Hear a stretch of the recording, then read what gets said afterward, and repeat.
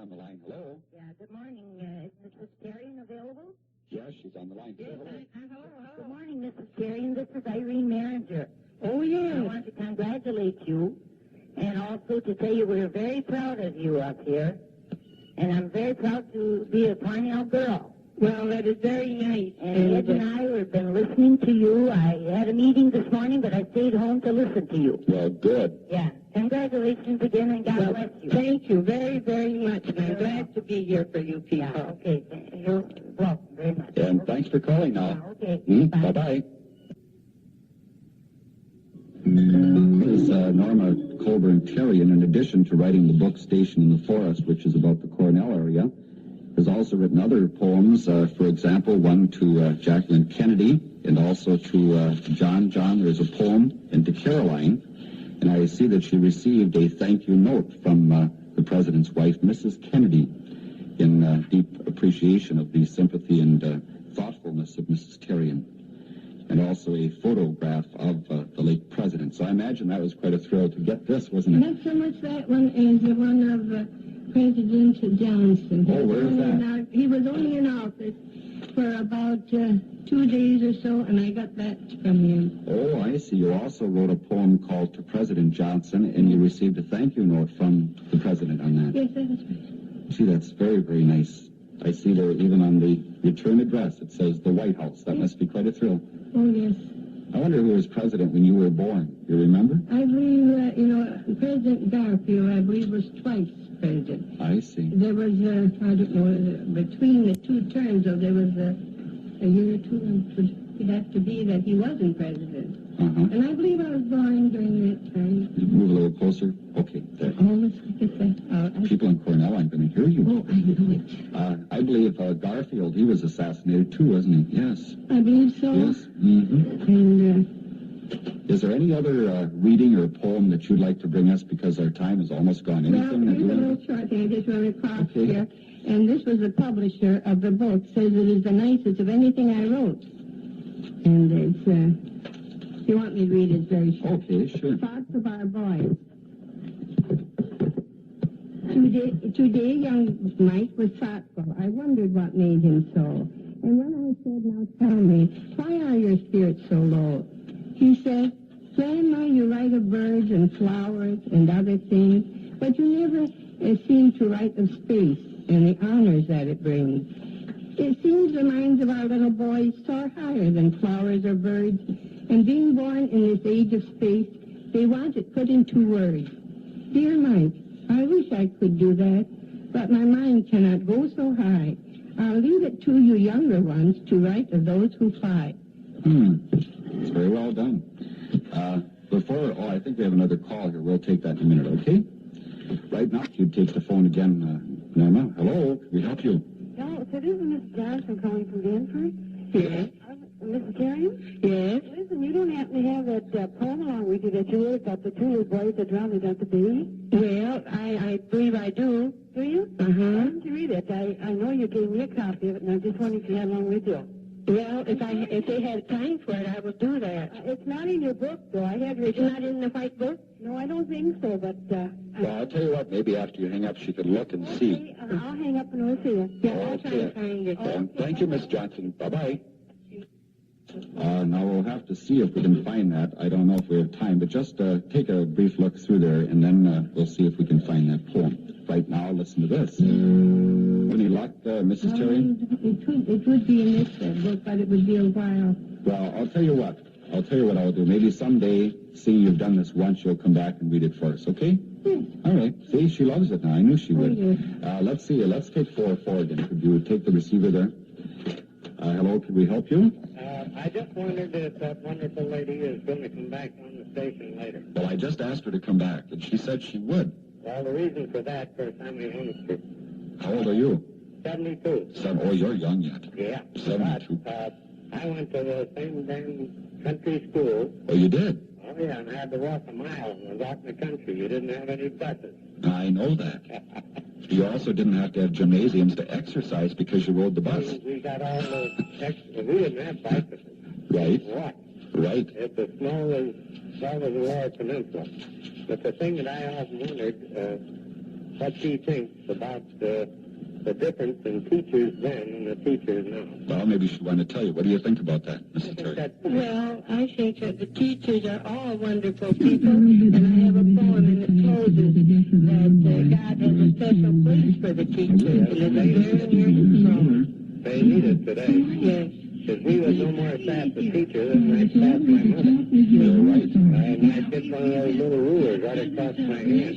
Or someplace else. Well, yes, I suppose say it. No, don't say that on the radio, no. No, I wouldn't. Well, I'll tell you what, I'd ask you to come back, and I'm sure Mr. Ford would find some future time to bring you back. Do that?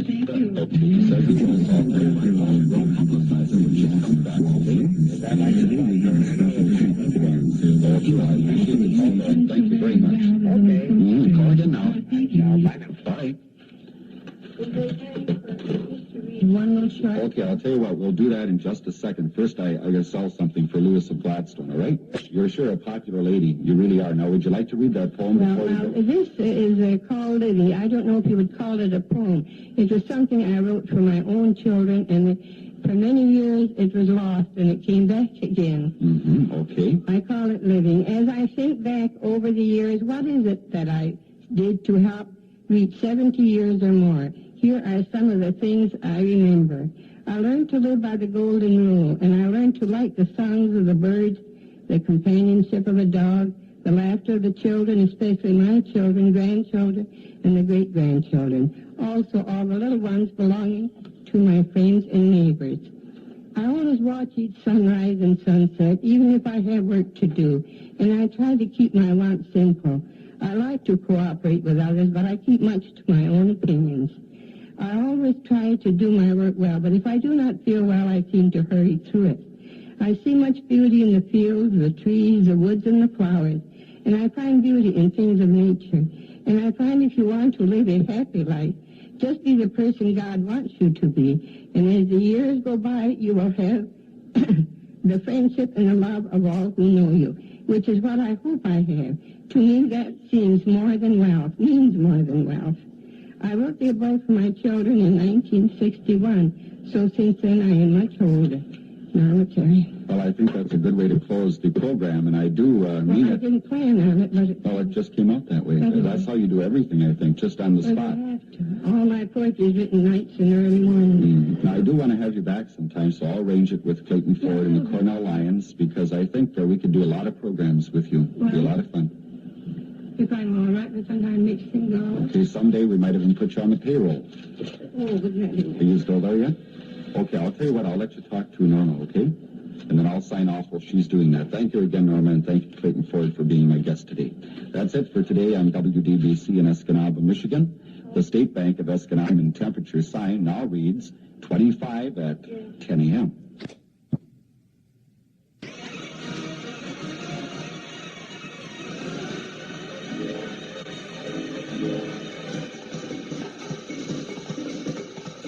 Well, a very pleasant good morning to all of you, and welcome again to our Wide Radio Show for this Monday, the 16th day of March. Good to be back with you again. And it's also good to have back with us on the show a lady I know that you all have come to love and enjoy very, very much. Her name is Norma Colburn Terrian of Cornell, and she is the author of the book Station in the Forest. We had her here, I think it was about a month or so ago, wasn't it, about that? And everyone seemed to enjoy it so much that I thought I'd ask her back again. And since that time, she has been working on another new book that I think she'll be telling us about today also, in addition to her book Station in the Forest. Well, I guess we should let her say something, so I'll say good morning. How are you? Good morning. Yeah, it's good to have you back. Thank you very much. I'm glad to be here. Could you tell us, Norma, what the reaction was after your last visit here? Did people call you and visit with you and talk about Oh, the show? yes, and they kind of thought maybe I was tired, and I was a little tired because I wasn't used to this kind of work. Mm-hmm. Well, you did a very good job. Well, thank you. I didn't think I did. I was afraid I messed up everything. You think you messed up? I am the one who messes up. You don't mess up. Oh, I don't know. I was going to ask you, too, again, and I hope you don't mind telling us your age again. I will be 80 in July. In July. My mother says the 25th, When I got my birth certificate, it says the 21st of July, so I'm kind of in between there. Now, you're going to be 80. I just wonder, how many years have you been writing stories and poems? Well, I would say since I am a little girl. I often wish I could see the ones that I wrote at that time, but my mother always, I wrote them for her always. You always had this desire then to write. Oh, yes, and that's it. You haven't saved any of the writings as a child, have you? No, and I didn't save too many since I am grown up. A missionary came to my house one day. He had heard about me writing, and he was going up into the jungle to somewhere on missionary work, and he asked for a few of my poems. And he explained to me that I wasn't doing the right thing by just writing and putting things away. He said, if you have any talent at all, God gave it to you, and you should use it for the people around you. And after that, I began, I didn't think too much of it. It was kind of hard at first to show anything that I had written, but gradually I did. And well, you know, we had something sent in after your last visit from, right? I believe her name is Zita Richmond, I think, and she just wrote a little verse for you. Oh, isn't that nice? So I thought I'd read it. It's yes, that'd be nice. She calls it I Heard, and this is how it goes. I heard Mrs. Norma Terrian on WDBC. I love her, you see, for all the poetry she read in my mind was fed from listening to her relate all she put upon her slate. I thought that was kind of cute. Isn't that cute? So I'm going to leave that here, and then when you leave I don't think it's anyone I know, but it is very nice anyway. Well, I think your words really touched her, and she wanted to put that down on paper. That is very nice, and I want to thank her. If her address is on, I will write and thank her. And how does a poet or an author get inspiration? How do you do that? How do I do it? I mean, you go outdoors and you see a cloud or you see a flower. Is this what inspires you to write, or what? Well, I wouldn't know. It's hard to explain, isn't it? Now, I have been asked some of the schools, to talk to the children, just how I do those things. And I cannot tell it. I suppose it's something that's almost intangible. It's hard to put your finger on. Easiest, let's see, the best way to it. Now, you have some work you have to do, see? And when it is done, there's a relief comes to you. And I guess that tells it. There's something that comes into my mind to write about. And it takes possession of me. Mm-hmm. See, I do the work I have to do and all. But as soon as I get a minute, if I can write that, it's gone. And then I'm on to the next one, see? And that's the way it goes. I guess that explains it pretty well, really. Well, I guess so. When it's on, like when I wrote Little Boys Lost there, I was writing something else, but that bothered me so much. Those children had just been found. And I pushed what I was doing aside. I wrote the poem, and I put it to the side, and I took back the work I was on, and then I could work better. That was the way it was. And